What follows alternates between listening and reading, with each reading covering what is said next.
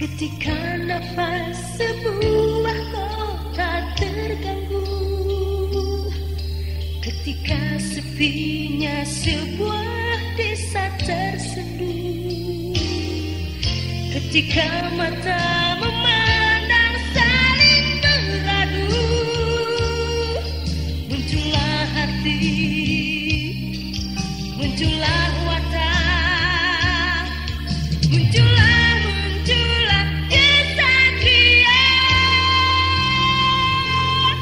pemuda jantan pelindung dan perkasa. Teater Sanggar Prativi bekerja sama dengan Sanggar Cerita dan PT Bayer Indonesia, produsen obat flu Revagan.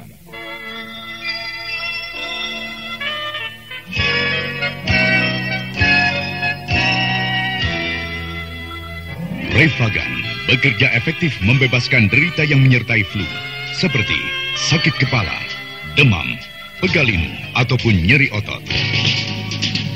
Revagan membebaskan derita yang menyertai flu. Revagan dari Bayer. Bayer, jaminan mutu. Mempersembahkan sebuah serial, Galang Gemilang.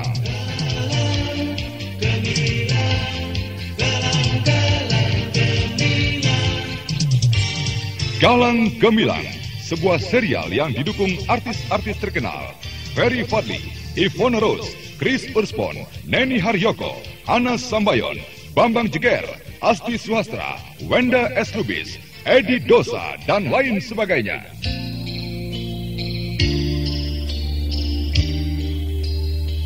Aku tidak punya niat untuk membunuh orang. Sejahat apapun orang itu di mata masyarakat, aku dendam pada kejahatan. Aku dendam pada fitnah, iri, dengki, entah apa lagi yang mencelakakan orang satu dan lainnya. Aku hanya ingin membukakan mata mereka pada dunia mereka, pada kejahatan yang barangkali telah mereka geluti selama ini. Dengan membuka dunia mereka, barangkali, dan kuharapkan mereka melihat sisi lain, kebaikan, kebenaran, Os.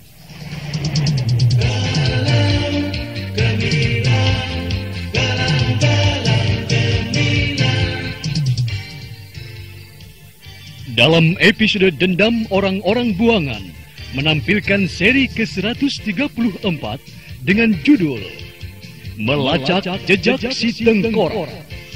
Naskah karya Agus Suryo Santoso.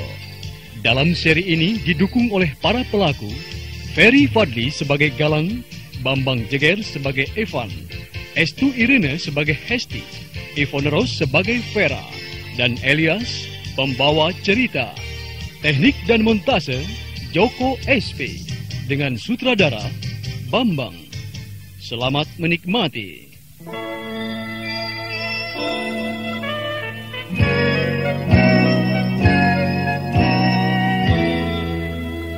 Hari-hari tak selalu ceria, kala mega ke lagu menjelang.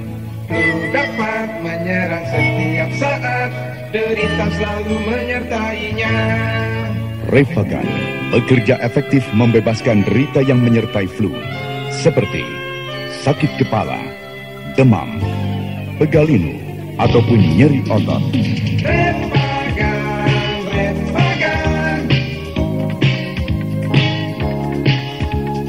Revagan bekerja efektif membebaskan gejala flu.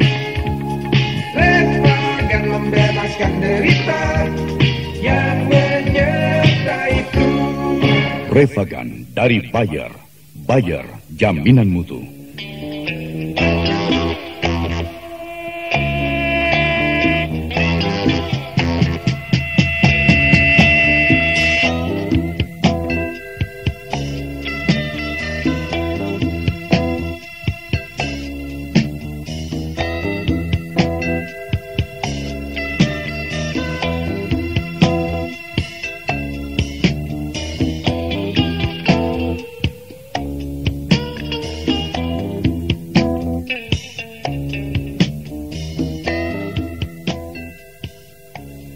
Vera Gadis yang baru pertama kali memasuki sarang penjahat pimpinan Buyung Codet itu seakan tersentak ketika ia menyadari bahwa lelaki yang pernah menemui dirinya sewaktu di kantornya adalah Galang.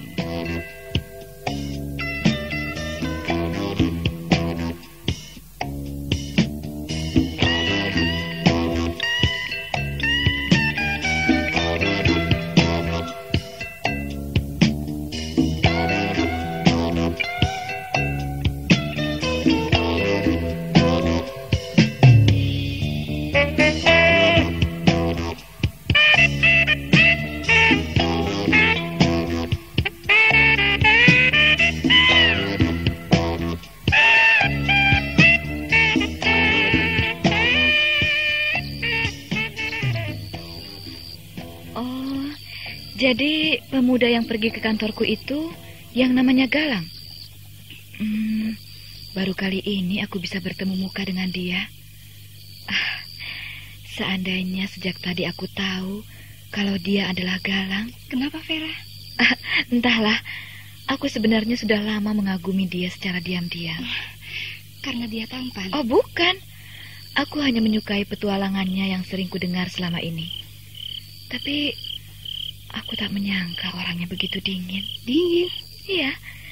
Selama aku berbicara dengan dia, sikapnya tampak begitu acuh, dingin, dan sama sekali tidak ramah. Hesti, bagaimana dia menurut pandanganmu? Aku, entahlah. Aku tidak begitu memperhatikan dirinya. Meskipun selama beberapa hari ini, dia tinggal bersama-sama dengan aku di tempat itu. Aku lebih memperhatikan orang-orangnya, Buyung Condet, yang luka-luka, yang membutuhkan bantuanku. Jadi, apa maksudmu menyuruh aku ke tempat ini sebenarnya? Vera, aku memerlukan kesediaanmu untuk membantuku. Kau tahu, orang-orang di tempat ini adalah orang-orang yang hidupnya liar. Mereka orang-orang yang putus asa dan kesepian. Mereka sebenarnya bukan orang-orang jahat, Vera. Mereka hanya ingin agar mereka dimengerti.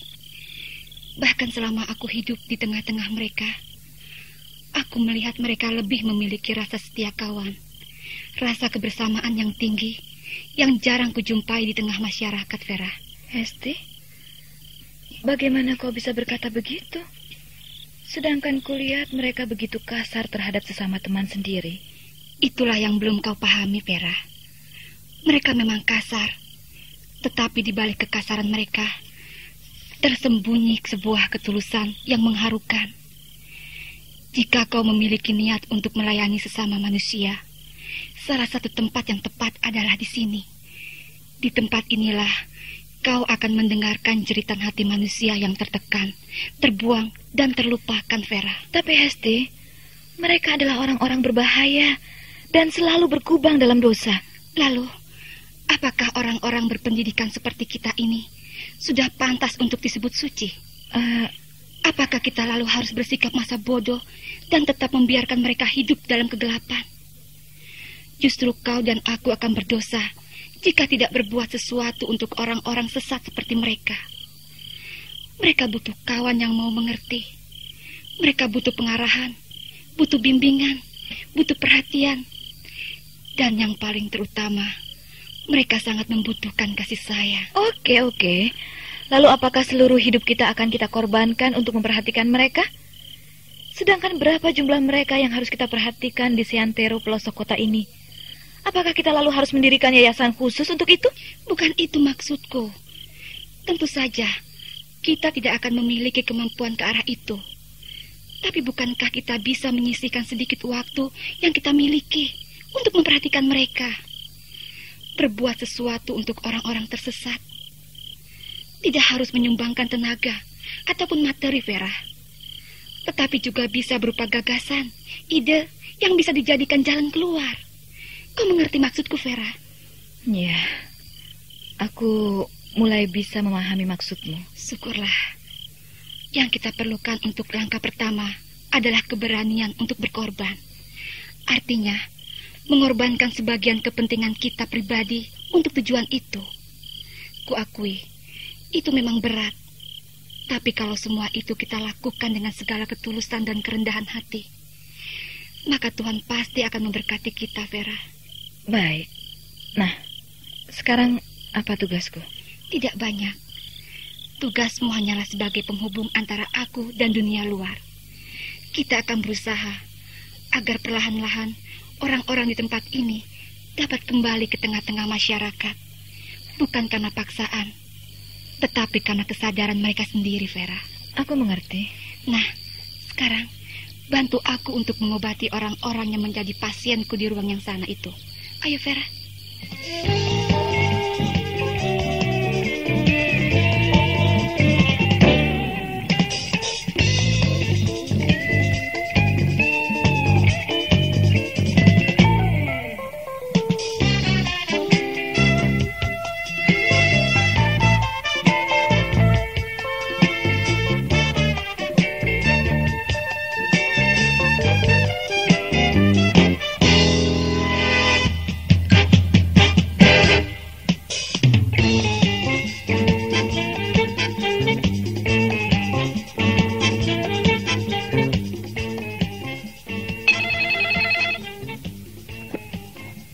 Halo, Evan di sini.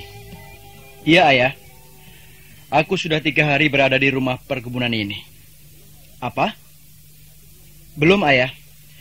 Aku belum mendengar berita tentang Hesti. Entahlah. Polisi juga sedang berusaha mencari jejaknya. Mana aku tahu, Ayah. Mungkin dia diculik atau entahlah. Aku juga bingung. Vera juga aku dengar sudah 2 hari tidak masuk kantor. Dan tidak meninggalkan pesan apa-apa pada ibu kosnya. Aku tidak tahu. Biasanya Hesti dan Vera selalu berhubungan. Ayah kan tahu bahwa mereka bersahabat karib. Tapi aku belum berani memastikan bahwa perginya Vera ada kaitannya dengan hilangnya Hesti, Ayah. Apa? Ya, sebaiknya begitu, Ayah. Ayah terus berhubungan dengan polisi. Sementara aku akan mencari di rumah teman-temannya. Ya, begitu saja. Aneh. Apa sebenarnya yang terjadi dengan Hesti? Masuk. Pintunya tidak dikunci. Selamat siang. Selamat siang. Silahkan. Maaf. Boleh saya tahu keperluan Anda kemari? Apakah Anda kakaknya Hesti? Hesti? Anda kenal Hesti? Anda belum menjawab pertanyaan saya. Iya, saya kakaknya. Kenalkan, nama saya Evan. Galang. Galang? Sepertinya saya pernah mendengar nama Galang. Apakah Anda Banyak yang namanya Galang. Oh. Saya hanya ingin memberitahu tentang Hesti. Anda tahu di mana adik saya itu? Benarkah? Di mana dia? Hesti berada di sebuah tempat dan dia aman. Aku tahu maksudmu, Bung. Kau pastilah yang menculik adikku dan datang kemari untuk meminta uang tebusan, kan? Kalau terjadi sesuatu atas diri adikku itu, ku hajar kau sekarang juga. Lekas, katakan di mana adikku itu dan berapa uang tebusan yang kau minta. Bung, lepaskan tanganmu dari kerah bajuku ini. Aku tamu di sini, dan aku tidak suka disambut dengan cara seperti ini. Katakan, di mana adikku? Atau...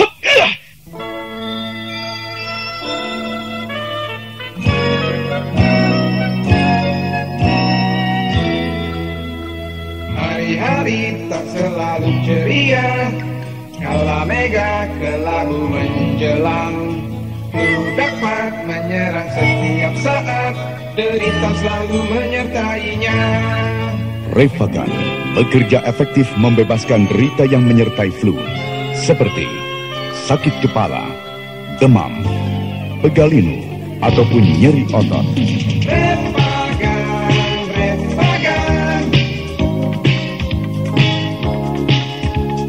Revagan bekerja efektif membebaskan gejala flu. Revagan membebaskan derita yang menyertai flu. Prevagan dari Bayer. Bayer, jaminan mutu. Kau bisa juga main judo. Kau kira aku asing dengan permainan semacam itu? Duduk saja, Evan. Sebaiknya kita bicara baik-baik. Siasat apa lagi yang ingin kau... Diam! Aku mau bicara tentang nasib adikmu. Dan kalau kau tetap keras kepala, aku akan pergi dari sini dan bersetan dengan adik. Tunggu dulu. Siapa kau sebenarnya? Baik. Kita langsung saling memanggil nama saja tanpa banyak basa-basi. Nah, pasang telingamu. Waktu adikmu pergi meninggalkan rumah ini, kebetulan aku sedang singgah kemari. Sekedar ingin minta izin untuk melihat-lihat perkebunan di sekitar tempat ini. Lalu? Waktu itu kulihat adikmu sedang di bawah ancaman 2 orang pelarian penjara. Dan seketika itu pun aku juga diancam. Kemudian aku dan adikmu itu dibawa ke sarang kedua penjahat itu dengan menggunakan mobil ambulan hasil rampasan. Aku juga mendengar berita tentang perampasan mobil ambulan itu. Tapi aku tidak tahu bahwa peristiwa itu telah melibatkan adikku. Lalu di mana adikku sekarang? Di mana? Sulit untuk kukatakan. Persetan. Aku sudah menduga kau ingin memanfaatkan ini untuk mengeruk keuntungan. Sebut saja. Bayaran berapa yang kau inginkan untuk imbalan keteranganmu mengenai adikku? Cepat. Sebut jumlahnya. Ayahku cukup memiliki uang untuk memenuhi keinginanmu. Asalkan adikku bisa kutemukan kembali. Kau tampaknya malu-malu untuk menyebutkan jumlah uang yang kau inginkan. Atau kau sedang mengarang angka yang cukup besar untuk memeras aku? Kau akan kupukul lebih keras lagi jika kau masih menganggap aku sebagai pemeras. Kau boleh bangga karena orang tuamu kaya. Tapi aku bukan orang yang rakus uang, tahu? Terkutuk. Kalau begitu kenapa kau seperti merahasiakan tempat adikku disekap oleh para penjahat itu? Karena aku lihat kau masih hijau. Kalau kau berniat pergi ke sarang penjahat itu dengan cara yang ceroboh, maka nyawa adikmu akan melayang. Tunggu dulu.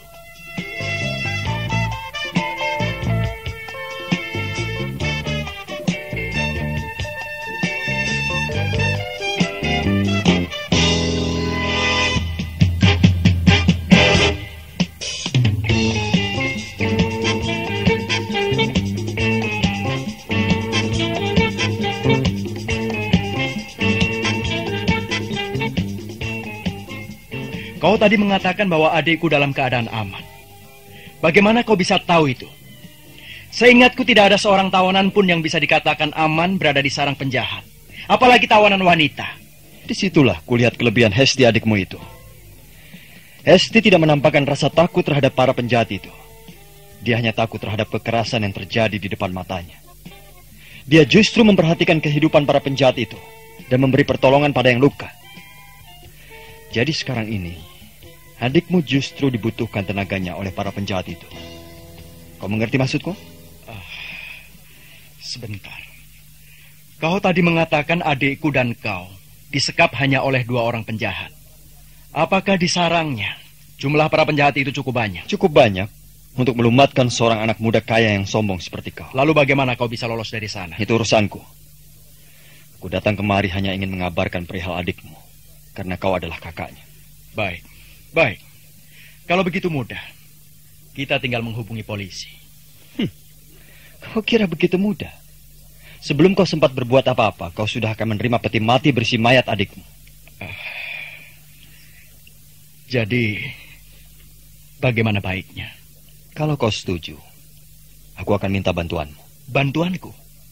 Aku tidak mengerti maksudmu. Seperti yang kukatakan, selain 2 orang pelarian penjara yang telah menculik adikmu, juga terdapat seorang lagi pelarian yang dianggap berbahaya, yang dikenal dengan nama Ruding alias si Tengkorak. Iya, aku pernah membaca itu dalam surat kabar. Kau harus tahu bahwa antara komplotan penjahat yang menculik adikmu dan komplotan si Tengkorak terjadi permusuhan.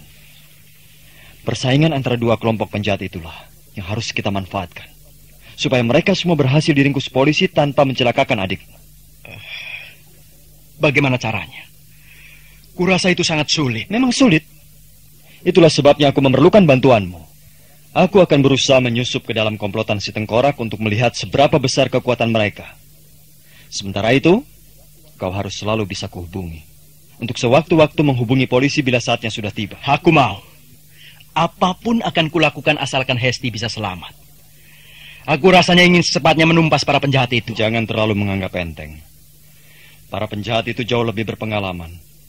Dan sekali kau salah langkah, kau akan dibunuh mereka. Baik. Mari kita mulai menyusun rencana untuk memulai langkah pertama.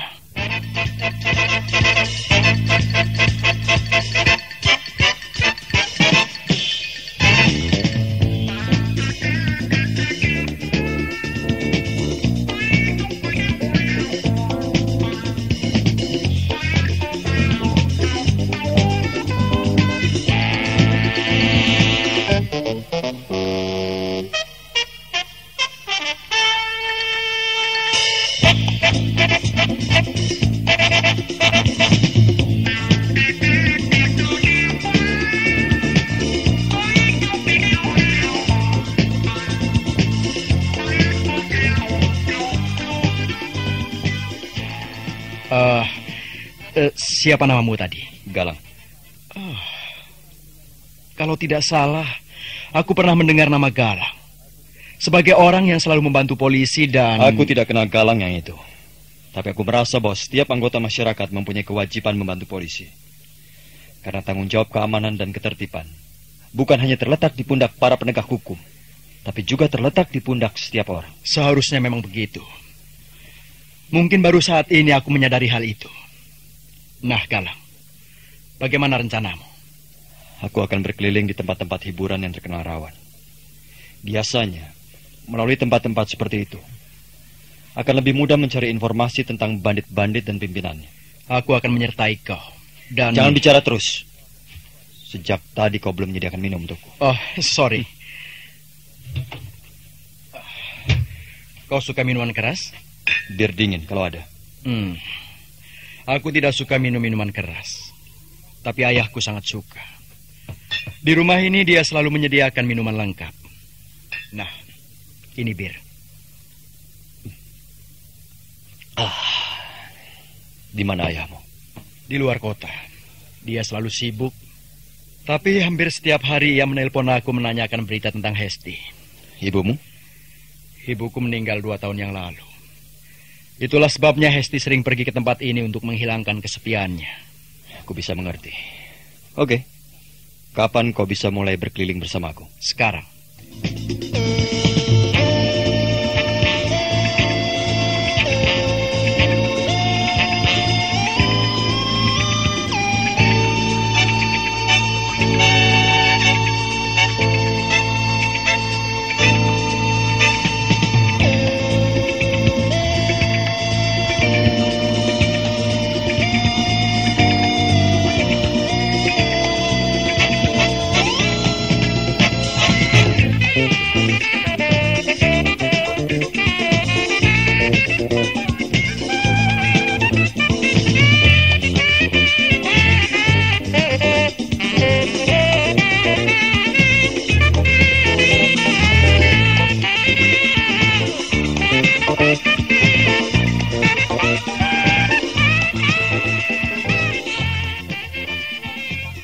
Tak lama kemudian, tampaklah sebuah mobil sport keluar dari daerah perkebunan itu, melaju menuju jalan raya.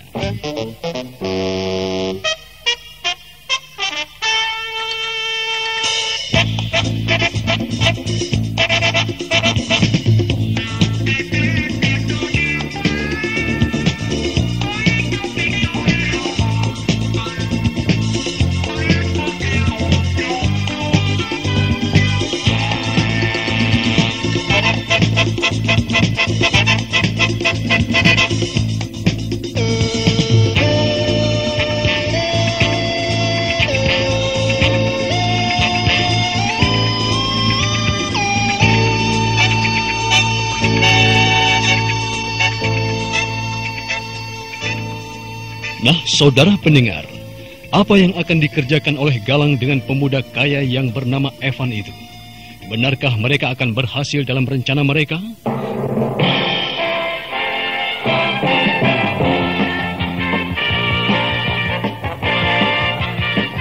Mulailah hari Anda dengan penuh semangat. Mulailah dengan penuh gairah dengan tenaga dari Tony Kumbaya. Cari semangat untuk kita semua. berolahraga dengan tekun atau bekerja keras, Tonikum Bayer bila diminum teratur menjamin kemantapan tenaga, membuat kita sehat berseri untuk mencapai prestasi puncak.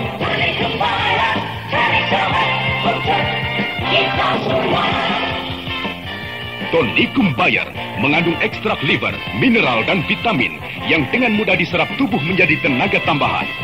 Tonikum Bayer memberi semangat bagi Anda untuk menjadi yang terbaik.